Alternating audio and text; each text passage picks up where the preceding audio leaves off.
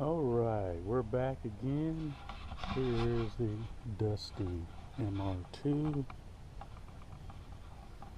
It hasn't moved in 2 weeks because I took the distributor out. Oh wow, I really gotta wash this thing. But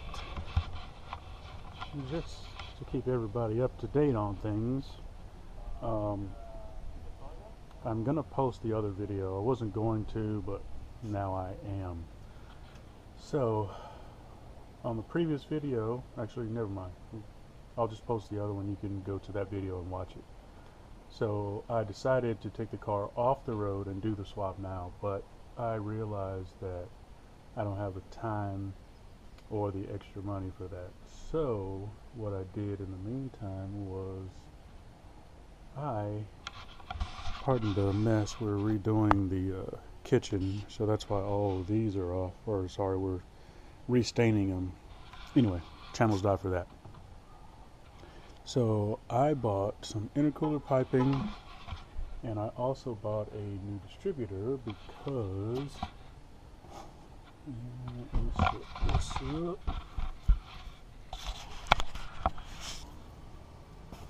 So here's the intercooler piping.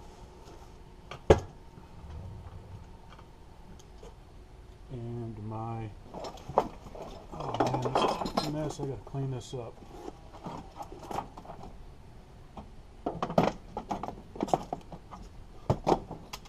And this is my what I assume is original from 1990. And if you look really close, it broke right there. So what I thought was a gasket on here was actually hard plastic, and when I tried to pop it off, the entire housing decided to break.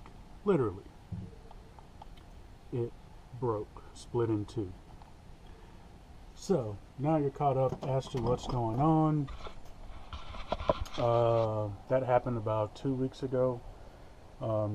During that, or actually while I was recording the last video,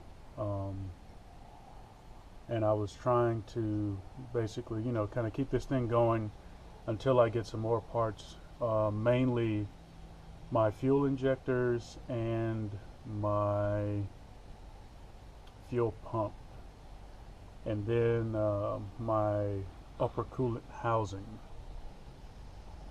So to fill you guys in on another reason I'm working on this car is this. I mean, I'm sure you've seen it in my other videos. This is my girlfriend's 200 SX SER. Obviously, I'm sure a lot of you guys have probably seen it in the late 90s, early 2000s. It's kind of similar to the Honda Civic from what was that, from 92 to 95, which I have right over there, that I'm just working on. Supposed to be my my son's car to start driving, but plans changed. So this 200 SX is supposed to be my competition, possibly at the racetrack at Willow Springs. I'm about probably about 8 to 10 minutes away from the racetrack.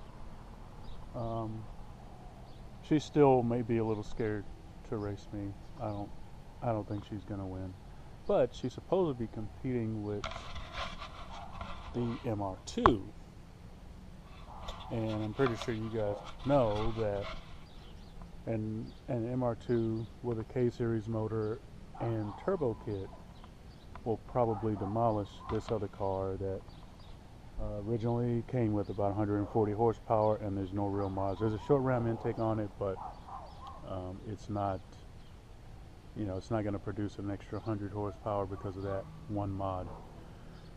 So I'm going to unbox my intercooler kit and show you what I ordered. I got this from eBay. It was $166. Oh, so the reason I got this intercooler piping kit was what also stemmed from my distributor issue. So I thought that my distributor was leaking, which it really was. So I bought a new distributor, I should say a refurbished distributor, on eBay also. So I've yet to install that one. I will grab that one and do both of those installs today, hopefully. The intercooler piping, the reason I bought new ones is because I had the old one, or I had the factory one mixed with a aftermarket intercooler, and I'm pretty sure that some of you guys know, others may not, when you mix up an aftermarket intercooler, which is a bigger one, side mount, with the original factory piping, you have two different size piping that you have to mate together and, you know, basically run like factory.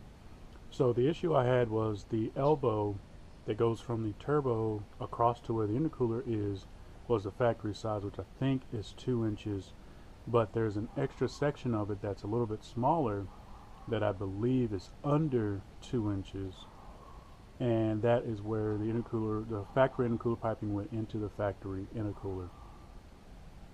Well, since I changed the intercooler, that piping was slightly smaller than the other piping that goes down to the aftermarket intercooler. Now, of course, I didn't buy that. I bought the car with it on there already, and I didn't realize that my intercooler piping couplers needed to be different sizes, and the clamps holding them on needed to be different sizes. So after, you know, the last couple of years kind of driving the car off and on every once in a while, I noticed that aside from being down one cylinder, the car was really down on power. So fast forward to about 2 weeks ago, I realized that that was going to be an issue no matter what I did, and I had a coupler, or I had a T-bolt clamp that was too small for the piping to actually hold all the pressure like normal, you know, basically completely close the system. So instead of, you know, waiting a week to get another coupler that may not fit, I decided to replace the entire piping kit. So now the intercooler pipes will all be aftermarket, and the actual pipe that goes across to the intercooler is now one pipe instead of, I believe it was like 3 sections.